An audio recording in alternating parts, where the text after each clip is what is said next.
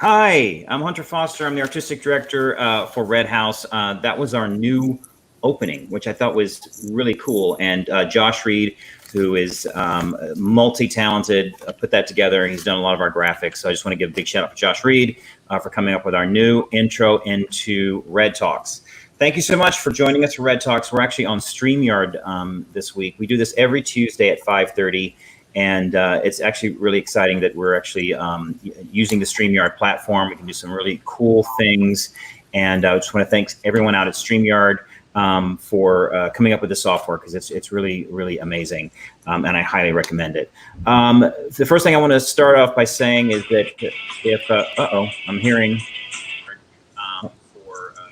I'm hearing someone else's, is someone else playing this? The first thing I want to start, because I can hear myself. Okay, there it goes. Okay, so this is live TV. That's what happens on live TV. So first, I want to say, every theater in the country is dealing with obviously the effects of the pandemic and what's happening, and it's important that we sort of help sustain our theaters. So if you can, please if you can donate, it'd be great. We do a lot of really wonderful things for the community and also for the economics of Syracuse, because we're right downtown.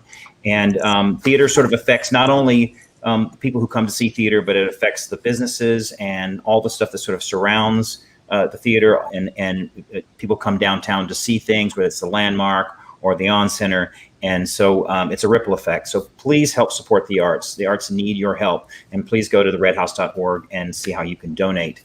And we'd really appreciate it. We have we have a lot of exciting things that are still happening. So we have summer camps. That's right. We have in-house summer camps that are happening right now at our theater. We started this week. They're going fantastic. We got about 15 kids this week. We got kids coming in all summer. We have different camps. We have rock camp. We have circus camp. We've got theater camp. And we have gone to great lengths to make sure that they're safe, and going through certain checklists when they come in, temperature checks and things like that. So it's completely safe. I observed a couple of classes today. They're social distance, and the kids seem to be having a great time. So if you want to get your kids out of the house, check out the redhouse.org and have them sign up for these summer camps, because the summer camps are going great. And we're only on day 2, and they're going fantastic. I also want to say that we are continuing to create theater in this, and we just did 2 shows. We did Waiting for the Host and Still Waiting, which were 2 online Zoom plays, and we're hopefully going to have more. I mean, I think that there was something sort of exciting about getting back into rehearsal, like directing a piece, and like creating theater, whether it was on Zoom or whatever. I think it's exciting that we continue to do that. So we're going to have some interesting things coming up the rest of the summer and hopefully in the fall. And we'll figure out what we're going to do for the fall. We don't really know yet. Most theaters are still trying to figure things out. But I do believe that there's a future for theater, and hopefully it'll come sooner rather than later.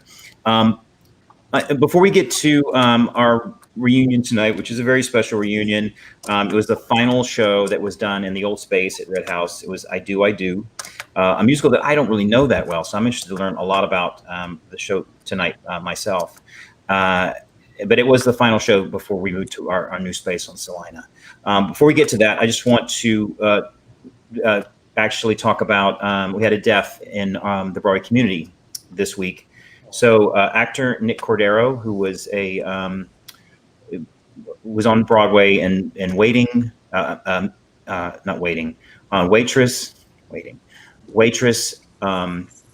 Bronx Tale, and Bullets Over Broadway. And he lost his life due to COVID-19. He fought for 90 days, and he had a really wonderful family, Amanda and his son Elvis. And Amanda was my assistant on a show, so I got to know her really well and met Nick several times, and he was a really good guy. And it's tragic that COVID-19 is still taking people's lives, and it's serious. And we need to continue to wear a mask, and we need to continue to social distance and take this seriously, because he was 41 years old, and he was in the prime of his life and was healthy, and the disease did this to him. And so just a big sending lots of love to Amanda and Elvis and the entire Broadway community, which is really mourning the loss of Nick Cordero, who was one of us. And the Broadway community is very small, and we all feel the pain when someone is hurt and when we lose someone like that. So just like I said, stay safe out there and follow the rules, and hopefully we'll get through this pandemic. Okay, so without further ado, I'd like to bring on the cast of I Do, and just a click like that, and then there we are. How about that? How cool is that? So I just want to introduce everyone. Luke Hamilton. And Luke, what was the role that you played in I Do? Because it's only I played Michael. It's the show tracks a marriage from their wedding nights all to the end of until basically they retire and move into a smaller house. So I played the husband opposite the wonderful Caroline Strang. And Caroline, so what was the role you played? Agnes. Agnes. And this was based on the 4-poster. This is a musical version of the 4-poster, correct? Correct. And Cynthia Reed was the stage manager, who I've worked with many times. Hey, everyone. Great stage manager. Camille Sharara, who was the costume designer. Yep. Stephfond Brunson, no stranger to Redhouse, was the choreographer. Yeah, and I just realized that I have just my name down. I reached share status. I don't have my last name up. I should try to figure that one out. No, you don't need it. It's just Stephfond. We know what that is. Temar Underwood, who is the director and had an incredible concept, I think, for the show. So why don't we start with that? I think that when you sent that to me, I was sort of blown away. Like I wasn't around when the show happened. It was before my time.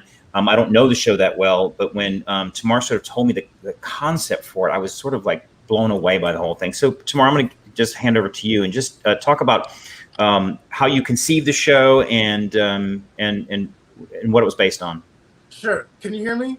Yeah, we can hear you. Good, great. So when I was asked to direct the show, it's a golden age Broadway musical. And I needed for myself a way to connect to it in a way. And so in thinking about it, I realized that when we were going to produce the show, it was the 50th anniversary of the Loving v. Virginia Supreme Court case, which legalized interracial marriage. And so I decided to sort of honor that anniversary, the 50-year anniversary, by casting an interracial couple into the role. It didn't necessarily change, it didn't change the text in the piece. We presented the show basically as is, but just having that interracial couple there sort of honored what Loving was about, which is that all of these couples, marriage for a lot of people is the same. And so that's what I wanted to do with that. And I couldn't be prouder of what we came up with. Yeah, and you guys came up with some great pictures. This was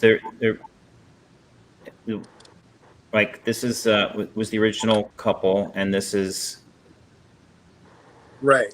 So Life Magazine did a photo spread with the Loving couple. Yeah. And so what we decided to do was to take our actors and recreate these photos that were projected during the show to sort of honor the Lovings, because it's such an important part of American history. Yeah. Great. It's just I just love these pictures. Mm-hmm. Our scenic designer Tim Brown did a great job of photoshopping those together. We took it, in the old Redhouse space, there's lofts above there, and we just, took a day. Camille did a quick costume job. We took 2 hours and just recreated those photos, and Tim did a great job of doing the photoshopping. Caroline, so what was it like to take on something like this? Obviously, to sort of reconceived and sort of an important, taking the small little musical and having that such an important message be a part of it. Well, I've learned over the years that Temar is somebody that I always want to work with no matter what, and I've learned to trust Temar with my whole heart. And so if Temar says, Caroline, I want you on this project, I say, if I can do it, I say yes. even if I have questions about it and I'm like, this doesn't seem right. And I will say, when I first read the script, when I read the book, I was like, I kept going through it, and then I was texting Tamara saying, what is this show? Like, it, because it was written during a certain time period where romance looked a certain way and people spoke a certain way. And I am always very aware of when I'm mixed race. I'm African American, Black, and I'm white, but I identify as Black. And I'm always very aware, because it happens so often, that I am a Black actress being put into a role that was written for somebody who's white. And so I'm in here trying to be like, okay, now I am this character. And I'm going through and I'm like, there's a lot of stuff in here that I don't want to say. And there's a lot of stuff in here that I don't necessarily agree with. And I'm concerned. And Tamar's like, don't worry. Don't worry. We're going to talk about all of it. We're going to have discussions. We're going to break it down. We're going to see what is useful and what is not. And we're going to make sure that the story that we are telling is still the story of I do. Like, we're going to put on the show the way it was intended, but we're going to be more aware of how this changes, like how a show from, I think the show went up in the early 70s. Is that right? 1966. 66. Thank you. I knew it was late 60s, early 70s. How there are some shows from the golden age of Broadway that don't age well, and so we have to be aware of what time we are in now, who's in the show now, and so I felt really seen, and that's why I like working with Temar, because he's Black too.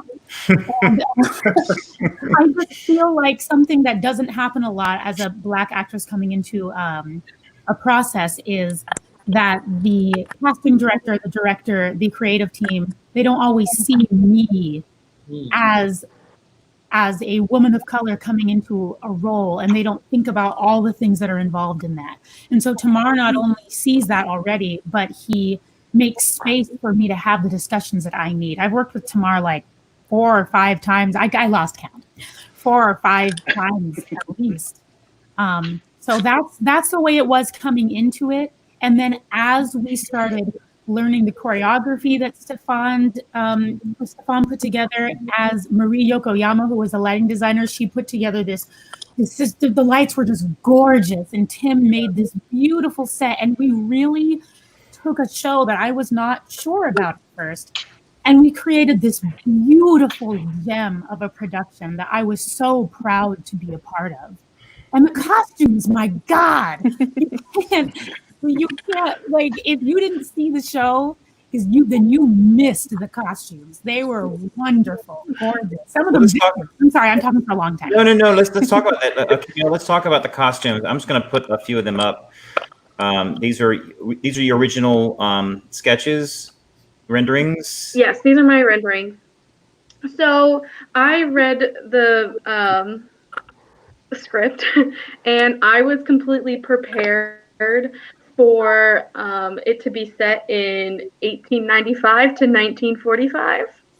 And so I had to like throw out all of my research with this new concept, which ended up being great, right? It was so much more exciting to look at a couple and just 2 people and what they wore, and, you know, make it theatrical and exciting and fit into what these people were saying to each other, you know, in the songs and everything. So yeah, the research was just, it was really great.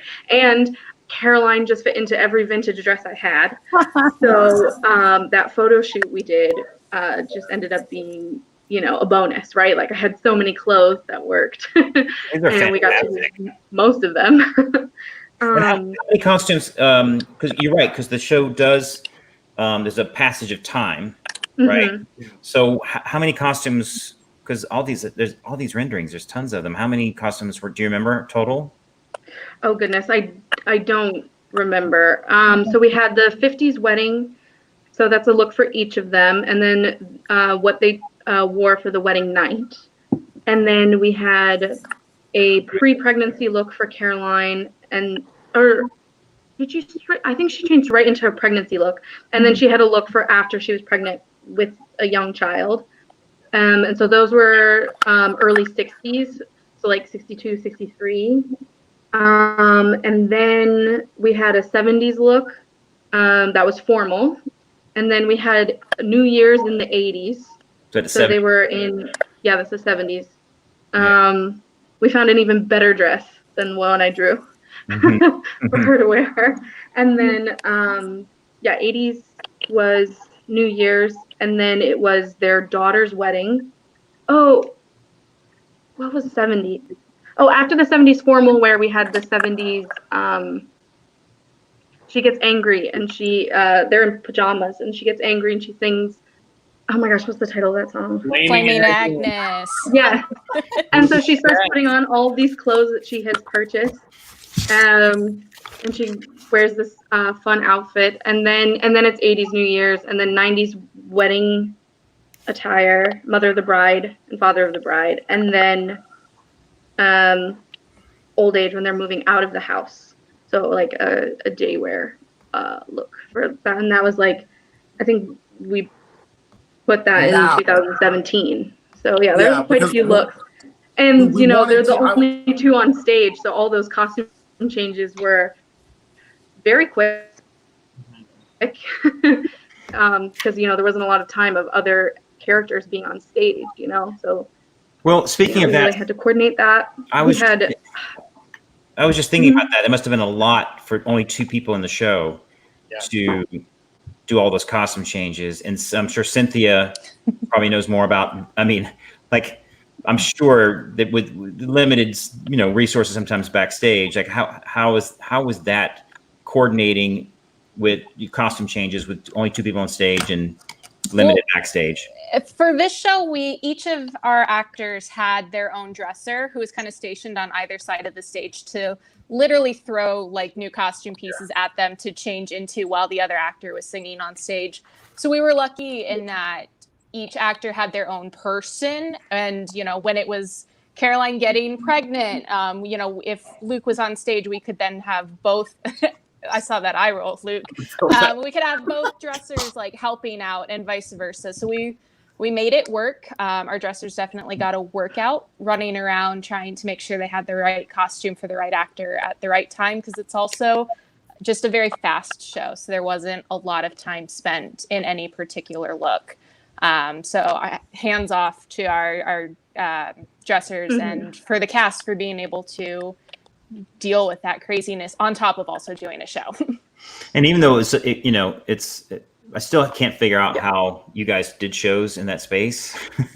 Sheer will. But I do feels like the perfect show for that space, not like Music Man or Dreamgirls. Or Beauty and the Beast. Beauty and the Beast, yeah. Can't imagine.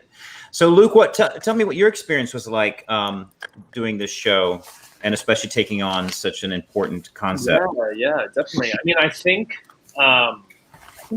what I think Caroline was talking about with the show being dated is a lot of kind of, you know, the show was written in the 70s, but it's, you know, initially set in 1890s when they get married, and it progresses through their life. And so misogyny within the script is a little,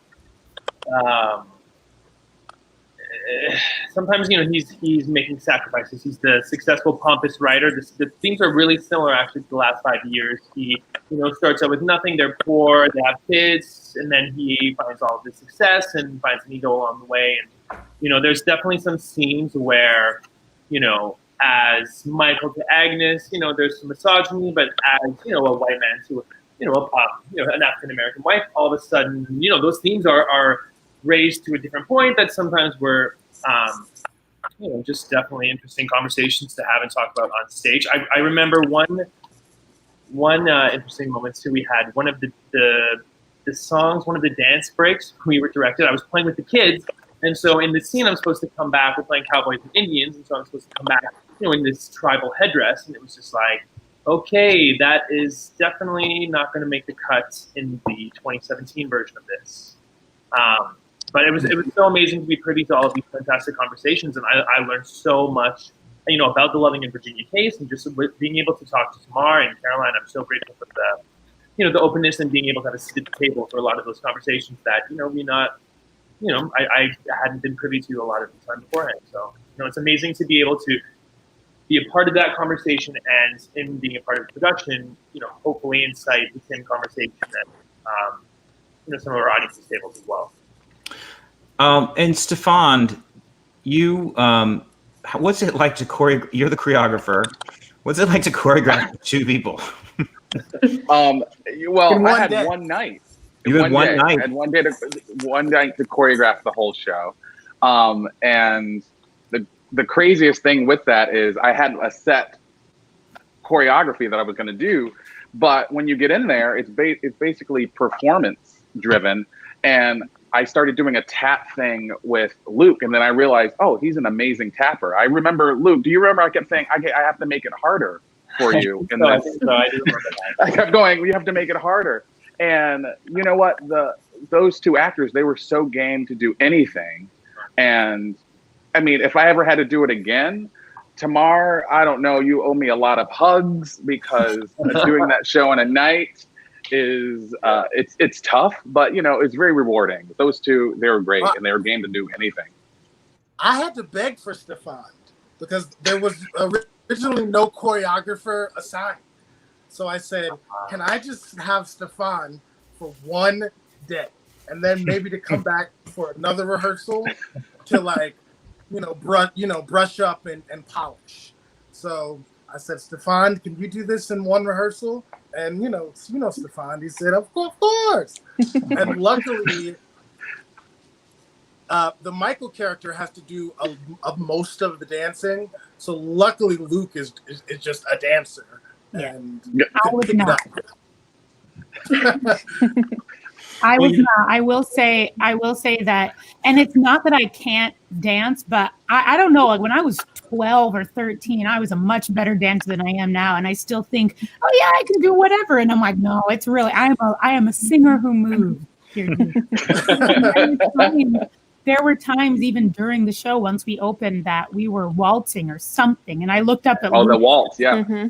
I looked up at Luke like, I don't know what foot I started on, but we're wrong. And Luke, bless his heart, just looked down and smiled at me, picked me up, and continued to dance as if my feet were moving, but carried me until we got to the part he knew where I could put my feet down. And I just did it. There were just times where I'm like, Luke, I don't know what's happening. And Luke, to this day, I love you for that, because you literally carried me when I could not move my feet. I appreciate that so much. And you mentioned something before, which I think is obviously there's a lot of discussions going on about Black actors in the theater, and you mentioned something like, which it just came up today. We were talking about this, about not when either white writers or white producers not taking the Black experience in mind, or like there's what I'm trying to say. I've been to a lot of the town halls, and I've been listening to a lot of African American actors or BIPOC actors, and they're saying that there are roles that are written, but and I'm sure this one, it doesn't. Obviously, this was not specifically written for a Black actor, but making sure that the Black experience, or what you experience as being an African American, is a part of this show. Yeah. Like how do you go? I guess what I'm saying is that when you look at it, when you take a perfect example, I was directing Our Town out in Colorado, and we were actually in rep with Ragtime. So we had half white cast, half Black cast. And I remember having discussions, because the play takes place in Grover's Corners, which is like 1870, 1880. And the Black actors were saying, how are we supposed, there's nothing in here that says, this is a troubling time for African Americans at this time. And it was a thing of like, do we pretend that we're not Black? And I was like, no, you have to bring, if you believe that, this person doesn't like Black people or is racist or whatever, so we have to acknowledge that. And I think some of the things I've been reading and listening to is not not being taken into consideration by white writers or white directors, white producers, and like you mentioned something earlier about Temar saying the things that you need need as being a person of color. Can you just talk a little bit about that as an actor, a person of color, of playing a role like this, and how do you bring, and conceptually what Temar had brought, and how do you bring your experience as a Black woman to a part that wasn't specifically written for a Black woman? Yeah, I'm just a roundabout way of getting the question. well, as a light-skinned Black actress, I get put in these roles a lot. I think actually, I'd say about 90% of the roles that I've played were actually written initially for white people. And when I say that, it's not even enough to say that it wasn't necessarily written for Black people in mind, but that the playwright was literally thinking of a white person when they wrote this, and they were writing it through a white lens, like through their own white experience. So when it comes to how do I bring myself to a role that I know was not written for anybody who looks like me, I can't really help it. I kind of just do because I am. And so as I'm looking at this role, I'm looking at it through the lens of being light-skinned, of being mixed race, of being Black. And I think that there's actually a lot of answers to the question of like, how should theaters and playwrights approach like radical inclusion and diversity in the creative process. And it's kind of a really complicated answer. I feel like there are many answers. A lot of people say, you know, why are we still doing all of these older plays that were not written for people of color? Why are we still doing them? Why don't we do other plays? Why don't we? Because some of these plays that get done a lot aren't that great, but we keep doing them because they're a good cash cow. But why do we keep doing them? And it's because that's what people want to see. It's like, well, we have to somehow teach people to want to see something else. But then how do you do that when you want to cast people of color? You want to cast people with varying abilities or disabilities.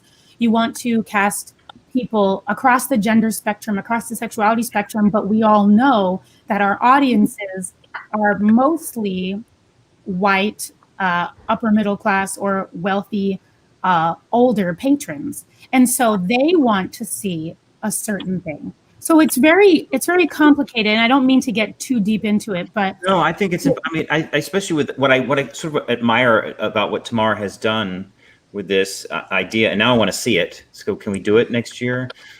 Because I just, no, but I think you're right. You have these sort of old sort of musicals that are sort of, and I'm not trying to take anything away from I Do. I'm just saying, but they were, whether it was 42nd Street. I mean, you know, I directed 42nd Street, and I was like, how that, you know, there's a whole scene in which, you know, Julian Marsh like forces himself onto Peggy Sawyer, and I'm like, how do you tell? You can't do. I mean, he'd be fired today, or you know, and because there's a lot of, you know, it's not just issues with race, it's issues with sexism. I mean, you know, the sexism is really hard to navigate, whether it's and then trying to, as a director, sometimes trying to figure out how do we tell this story, because you're right, people want to see The Guys and Dolls, and they want to see Oklahoma, and they want to see Carousel. I mean, my God, that's another one that is just mind-blowingly difficult to watch. Yeah.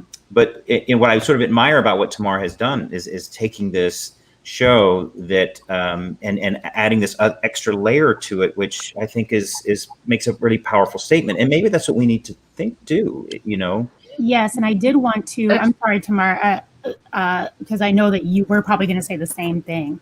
But Temar was like, Caroline needs to wear a bonnet to bed in the 80s, because that's what Black women did. Yep. And she, like, they would put up their hair. I've got a bonnet too. I don't know where it is right now. It's somewhere around here. But like, we have hair that if I just sleep on a pillow that is all scratchy, it's going to mess my hair up. And so I wear a bonnet to bed. And so he made sure that I took my natural hair and that the audience saw me putting it up, so that the audience would be like, oh, we didn't just take this character and just like have her do, I don't know, something that a non-person of color would do to their hair, or that somebody who was not Black would do to their hair. Like, no, he was like, this is a Black woman. When Temar looked at me on stage in this role that did not actually talk about race, he was like, this is a human being. This is a Black woman. This is a woman who, for cultural reasons, for physical reasons, has to do a certain thing right before bed. And I know this is what she has to do. And so I'm going to allow her to do that because I want her humanity to show. And I feel like that's really important in casting people of color, that you can't just be like, oh, well, we do this show every year, and every year Cinderella has like a long straight Black wig. It's like, excuse me, but my hair is curly and you're not going to fit all this hair under the wig. You got to think about that for a second. You cast somebody else. I'm Black. Let's do something else. See us, see me. And I feel like Temar, if we were in person, you'd be like, that's what I was about to say. Well, that is what I was about to say. And I just remember the moment that I was like, can we get her a bonnet? You know, like I was saying that to Camille, and not to out you, Caroline, but Caroline got teared up a little bit in that moment because you could see that no one had ever taken that into consideration. And I think that's a part of what needs to happen, is that if you put Black people into roles that are traditionally written for white people, then you also need to take into consideration what make the character a Black character. And there are realities of the Black experience that are necessary for a character to be fully fleshed out as a Black character. Yeah. And, you know, it's such a small thing. Like, she needs to put a bonnet on her head when she goes to bed because that's what Black women do. But you could just tell that no one had ever said that to Caroline, you know, in that moment. I think that had never been a consideration. But I think that's the fault of white directors, producers. You know, I'm putting myself in that of I think, like, even on television, and not to go, I know we're going off on a tangent, but I think it's important to discuss these things. You know, even on television, of trying to, you know, look at us, we're so diverse, but you're actually taking Black actors and putting them in white roles or in white experiences. You know what I mean? And as opposed to, yes, Black. Just because you're being diverse doesn't mean you're actually telling the story of a Black person. You know, just by putting them in a sitcom in which, there's the funny, you know what I'm saying? Like yeah. When I think back about some of the Norman Lear stuff, you know, he was really not just Good Times, but like the Jeffersons, all those shows, or the you know, in dealing with race, like that was really ahead of its time in dealing instead of, you know, because it was also the Good Times, but there's also the Jeffersons. So the Jeffersons had become, you know, moved on up and become successful, and they were actually, you know, not Good Times. They were still in the projects, but like the how he sort of saw the world and sort of telling the Black story, and you know, it's something that we don't necessarily do as much anymore, or haven't done it as well. Because I don't feel like we touch those subjects as much, or they're lightly touched. Yeah. You know, those are some big, heavy things that were discussed back, and even with homosexuality. And anyways, I hate it when I see things that are sort of like what you're saying, is when I see Black actors being forced to play roles that sound like they're written for white people, or forcing Black actors into a white world. Yeah. Something that I'm tired of seeing is we can play more than the funny friend, the noble friend. We're more than the catalyst for the white lead to learn more about themselves.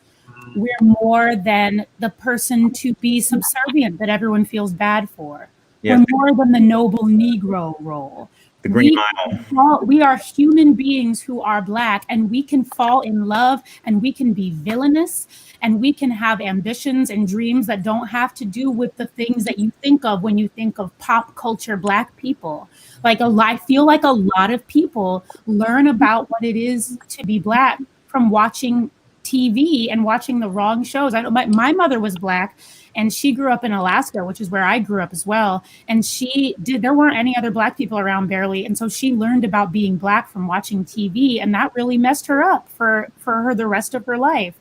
we can just be more than the way that white directors, white casting directors, white writers see us. We are and have always been just as complex and imperfect and seeking love and affection as much as everyone else. We're just human, just like everyone else. Right.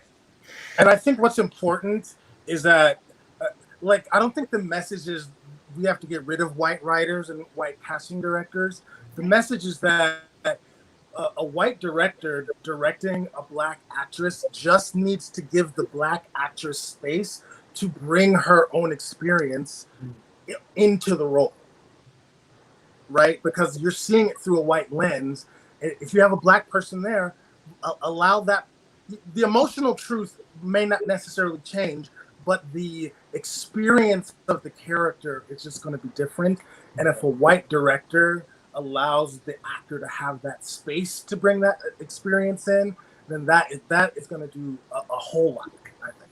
Yeah, and that's part of the learning process, I think, for, the racist, look, the Confederate flag waving racists, yeah, we know what they are, right?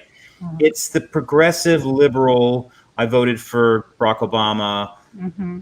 you know what I mean? The people that think they figured it out, who haven't quite figured it out. You know what I'm saying? Like that's why I think this time is so important. It's for people like myself, or people or artists that think that we're progressive and think that we're doing and realizing that we weren't doing enough.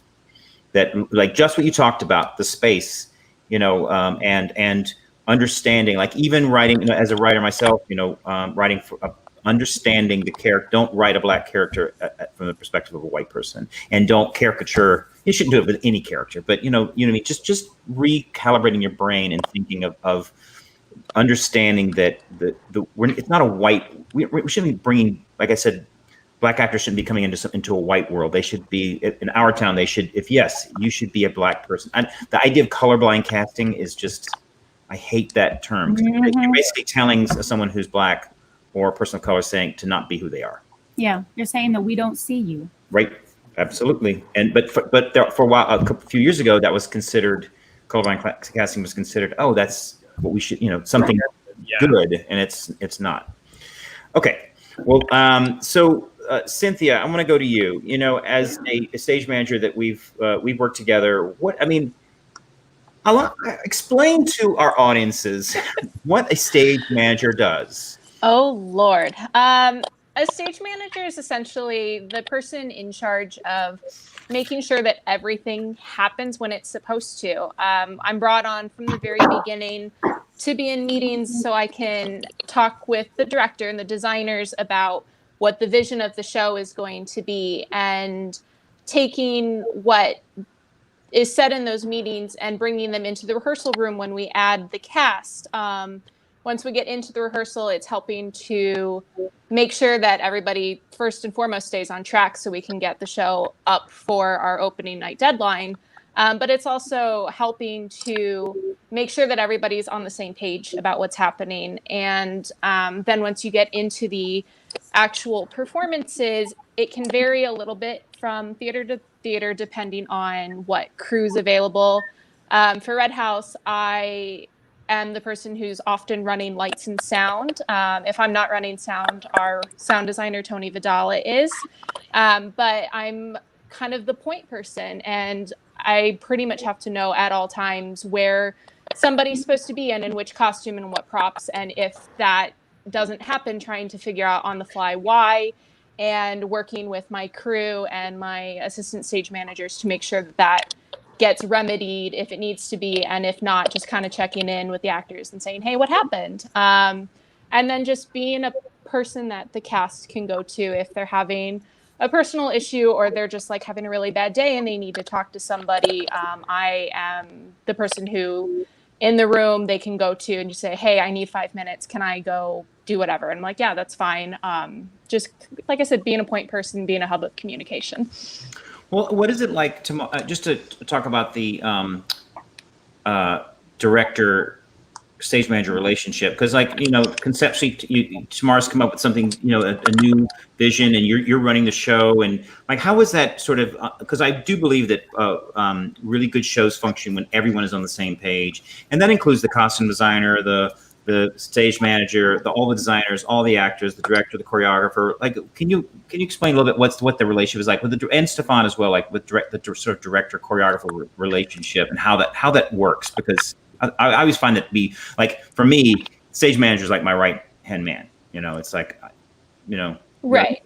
I feel like the stage manager often functions as the right hand man to the director and to the choreographer as well, where we are ultimately responsible for making sure that the show sticks to the vision that the choreographer and the director set during the rehearsal process. Because once the show opens, the choreographer and director aren't usually there for the performances, so they can't monitor and make sure that cast members aren't changing things, or so the stage manager functions as that. To follow what Caroline said earlier, if I ever get the opportunity to work with Temar as the director, I jump on it as if I can, I take it. And you have to have a good relationship with your director and choreographer. There has to be a trust that goes both ways. Otherwise, the show's just not going to function well if the director can't trust that the stage manager is going to uphold their vision, and the choreographer doesn't trust that the stage manager and the dance captains are going to uphold the choreography they've set.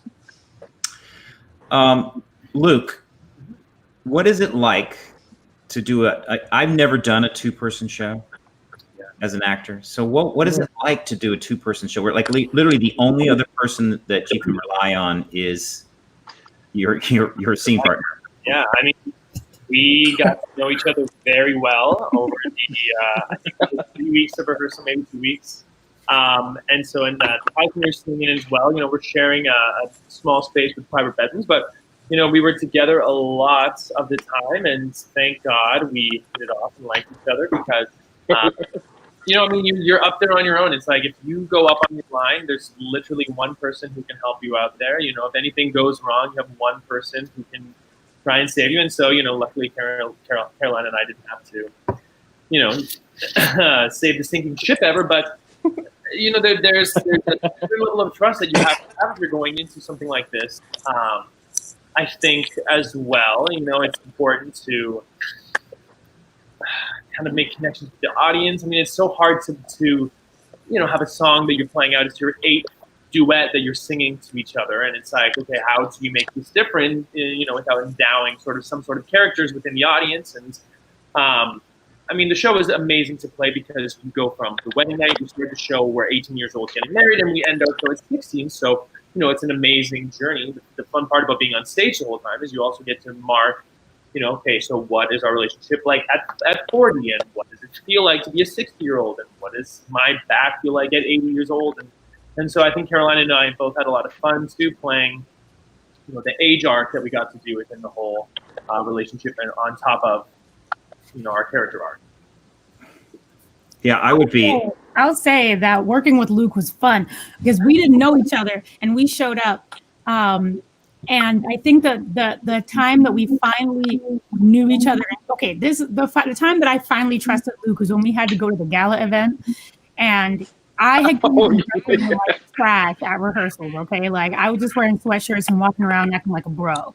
And so Luke is like, who is this person, like, goofing? I'm so sorry, by the way, in hindsight. But we were both running around trying to get our gala outfits on. And when I came out and was all dressed up, and Luke came out, he was all dressed up. And I was like, oh, you look amazing. And he goes, yeah, you too. And we were like, oh. And we went to the gala, and we looked smashing. It was great. And I trusted this man for the rest of the run. I was like, if anybody can show up to a gala looking that nice, wow. I know that they have some dedication to their craft. Nobody looks that nice without having some integrity.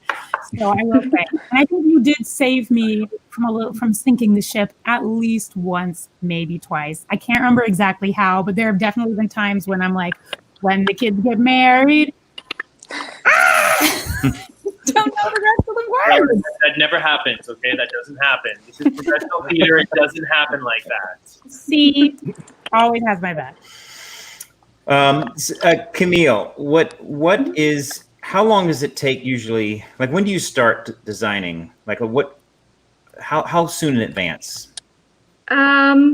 So typically I get about 2 months before rehearsals start. That's when we start discussing the show. So that's when I have the original meeting with Temar, and he told me about the concept, and then I sent sketches along probably a week later, and then we talked about what those sketches were, which are not the same as the renderings. So, and like research images, and then once we talk about it again, so he's told me information. Now we have to see if I've absorbed it, right? If I'm showing him the right things, and then he says yes or no, and then I come back with my renderings, and I would say that's probably just about a month before rehearsals start.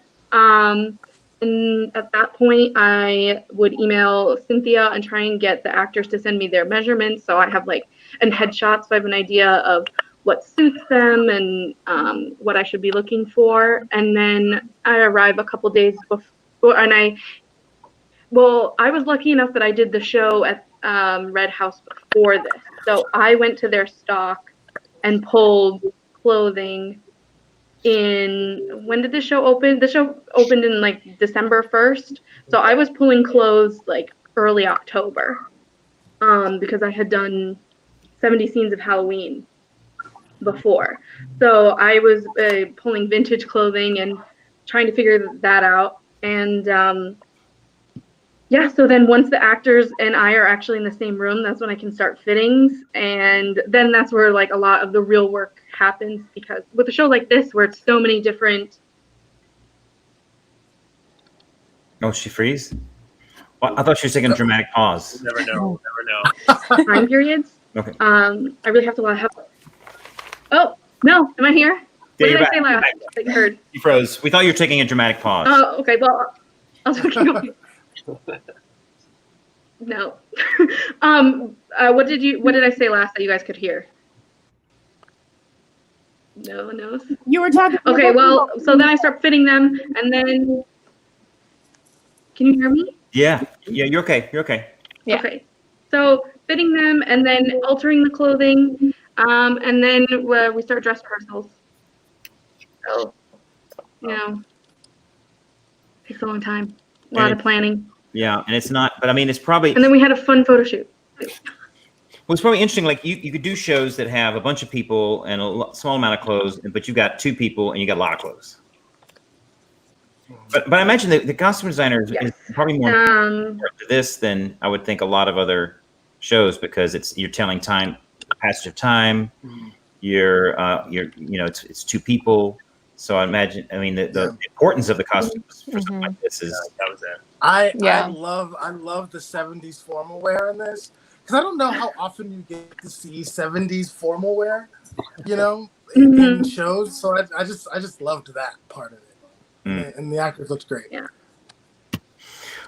Let's just. I want to just. Obviously, this has been such a weird time for all of us. It's just so weird. Every day I sort of wake up and going what is the world like? And it changes daily. And I have different moods every day. Sometimes I'm like, oh, I can handle this, is fine. And then other days I'm just mad at the world. And we can go around and for each of us, what are we going to take away from this? And I'm not talking about the obvious things that are sort of out there, but you personally, what are we going to take away from this? And we can start with Luke. What is the pandemic?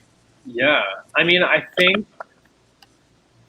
it's so funny. I think as an actor, and especially in the early stages of my career and a lot of our careers here, it's so hard to not have tunnel vision on making something happen and getting a foot in the door and getting a connection and getting the call back and getting the next audition. I feel like what this has shown me is, while it's a chase a career and we all want to be successful, it's about enjoying the ride, kind of. And I feel like, it's I'm thinking back on so many performances and productions I got to do and things I've gotten to be a part of, and all of them, it's God, I did not take any one of those moments.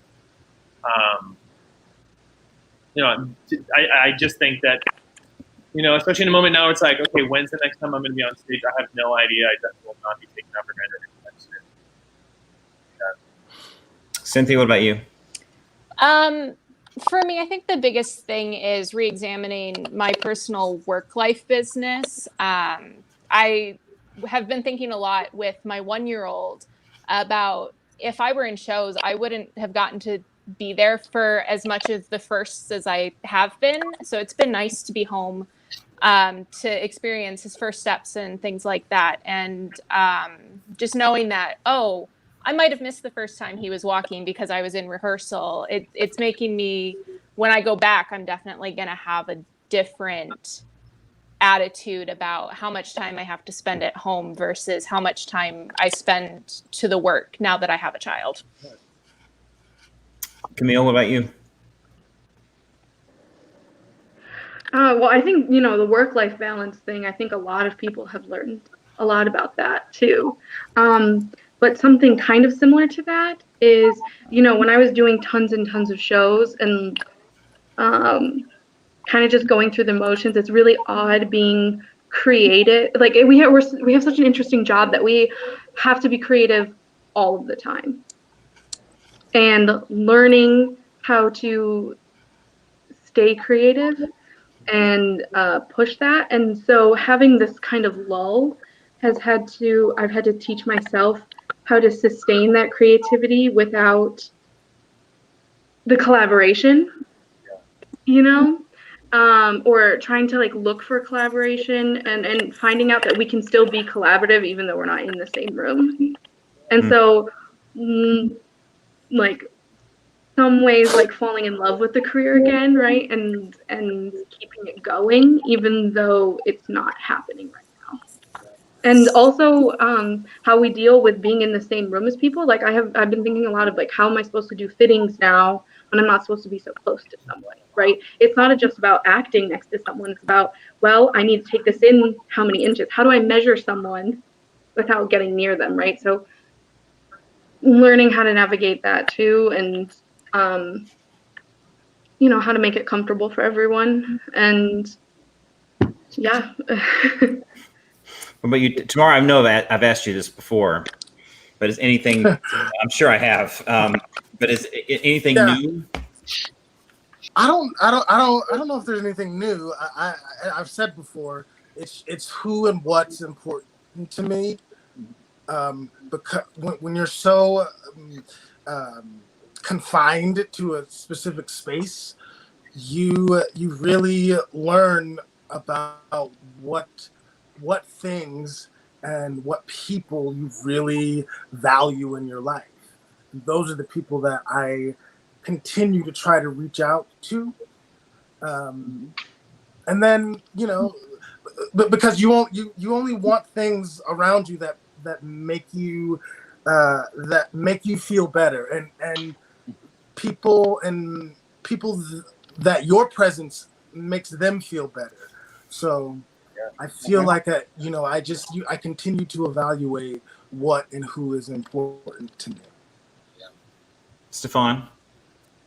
Temar, you're so nice. Me, I'm just if I don't like you now, now this is quarantine has given me a lot. If I don't like you, I'm just going to let you know. The thing I've learned with this is I was just on autopilot, and I was just basically just trying to, go to get the next thing done, and having now this time to slow down, this whole work-life balance, let me tell you, I love it. I get to just sit down and breathe and be at home, be a dog dad, and create when I want to create. And it's also finding the new me, which is not really new. It's just finding that again. So, Caroline? I'm sorry, I'm losing my daylight over here. I'm looking at the screen like this. That's a difficult question, because something that I've actually been working a lot on is my mental health. I have the tendency to be drawn to, I have a tendency to be drawn to chaos. And so I am constantly, if I'm not working as an actor, I'm running around New York City, skating here, skating there, working for this person, picking up all kinds of jobs, just always going. And I don't stop. I don't have a day off. I work all the time. And even once the city shut down, I worked full time as a live-in tutor for some kids, and it was very difficult for me. And so now that I'm back home, I basically in the last few months, I've really paid attention to my mental health, and I've become okay with not being away, or no, sorry, not being able to come away from this. I'm trying to be okay with the fact that a lot of people have said, like, take this time to learn a new skill, don't waste this time. And I'm like, we are in a pandemic. No one knows how to handle this. I have to deal every day with my guilt about like I have a partner in Philly. Like I've started trying to find ways to go and see them, and then I feel guilt over doing that. Like, what if I put my roommate at risk? What now? It's why I don't leave the house. I'm like, well, now that I went to Philly, I can't leave the house for 2 weeks. So I just stay home and I don't leave except for to sit on the fire escape. And I have to daily remind myself, we do know a couple of things to do the right thing. Wash your hands, wear a mask if you don't need to go out, don't go out, avoid large crowds and hanging out with people without masks. But otherwise, it's really hard to know the right thing to do in this moment as a human, as somebody in the workforce, as a creative. There's almost no right answer of what we're supposed to be doing right now. And I have to remind myself of that every day for my own mental health, and so that I can extend grace to other people who don't know what to do with themselves either. I think if I had to come away with anything in this whole thing, it's giving myself grace and giving other people grace when most of us are doing the best we can, hopefully. Yeah, I think someone said something the other day that sort of hit me. It's like it's okay to be not okay. Mm-hmm. I think we tend to be like, oh no, I'm fine. But it's okay to be not okay. It's okay to say, you know what, I'm not cool with this. And I think that's the biggest thing that I've learned is to sit there and say, you know what, this is not good. And yeah, I'm angry. I'm upset. So sometimes we tend not to allow ourselves to do that because of guilt or other things, Well, I want to thank you guys. This was really great. I wish I could see the show. And maybe we'll have to find the archive somewhere because you guys are. It's on the hard drive. You can find it. It's on the hard drive. All right. Yeah. Well, I mean, because I just think this is such Temar, just a really, really, really a great way. And to go back to our earlier discussion of taking, older shows that maybe weren't the most progressive thinking and making and adding something to it that makes it worthwhile to see in 2020. Or 2017 when it was done. I just think it's remarkable. So, thank you for your talents and for bringing them to Redhouse, and thank you for being a part of our show. So have a great night, guys. Just want to talk to you guys next week. We're going to have a special designer episode, which we're going to bring on some designers who have designed at Redhouse, and we're going to sort of talk to them about their process. We got a little bit with Camille tonight, sort of talking about how she designs for a show, but we're going to do that at length next week. So please check us out. Please come check us out every Tuesday at 5:30 for REDTalks, and donate. Please, the theaters are and it doesn't have to be Redhouse. There's a lot of theaters that need your help, and we really want to keep theater alive. It's important because it brings a lot of good to communities and to a lot of people. It's changed a lot of lives when it reaches people at a young age, and we do a lot of education outreach, and we're hoping to reach people at a young age so that they can have something they believe in and are passionate about, which a lot of theater people are. And so please help us. Please donate. You can go on our website, redhouse.org. You can check out some of the things we have going on. Our camps, which are happening all summer long. And as I said before, we're taking every precaution that we possibly can to make sure that the camps are safe and that the kids are safe. And we would love to have your kids come join us this summer. We have theater camps going on now, circus camp, rock camp, lots of camps. Come check us out. Thanks so much for supporting Redhouse. Thanks so much for supporting theater.